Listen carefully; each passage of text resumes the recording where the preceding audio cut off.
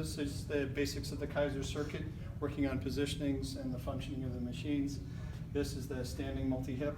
Fantastic machine. There's a lot you can do with it that mimics the upright standing position and walking.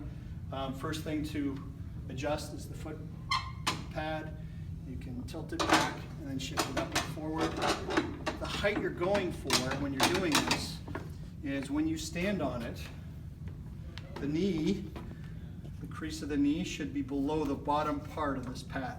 And then, lessen the weight and go through a movement and see if you can maintain that through the full motion. It might seem like you're there, but then when you flex or extend your knee, it slides up and it can be tough on the knee. So you just want to make sure that you go through at a light weight, practicing through a full range of motion to make sure that that pad stays above the knee and is putting resistance on the thigh. It's not putting resistance on the crease of the knee or below the knee where it would put a lot of stress on the ligaments on the knee. So, and then minus button decreases, plus button increases.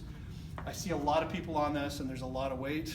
Done properly, you want to do this through a smooth, full range of motion, light weights, and you're working at high attachments, excuse me, of the hip, and they typically don't get worked that much, so you want to start with light and progress. The other thing that's adjustable is this arm. So you could leave it at 0. Your measure point is this circle here.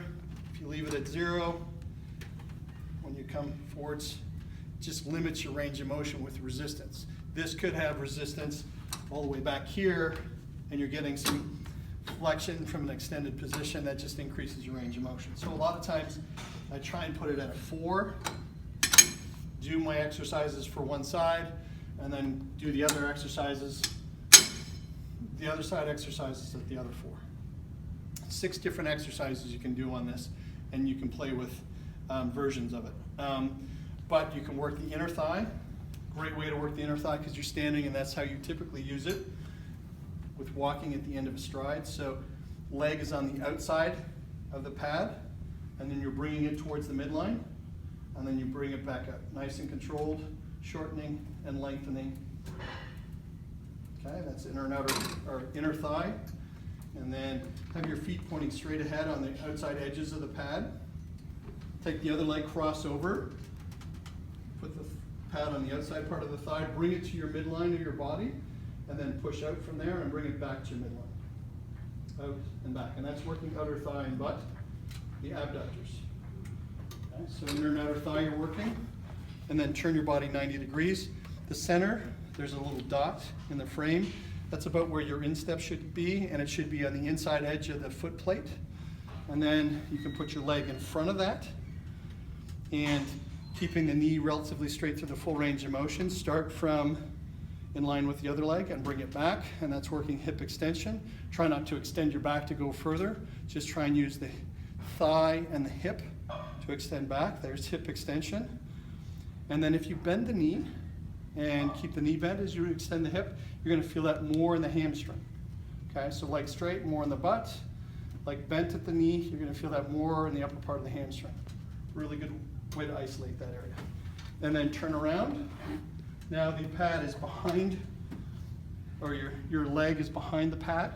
You're going to start it parallel with the other leg, and then you're going to bring your leg forward, bending it 90 degrees, the knee and the hip, and that works your hip flexor. And then bring it down, and bring it back a little bit, and work that hip flexor through a greater range of motion. Okay, so hip flexor is in the groin, and then if you flex your foot and keep your leg straight at the knee and bring your leg forward, that's working the quadricep. Great way to work that quadricep. Again, from that standing position, getting resistance as it shortens and as it lengthens. Great thing about the Keiser is it gives you that constant resistance through the full range of motion. Good.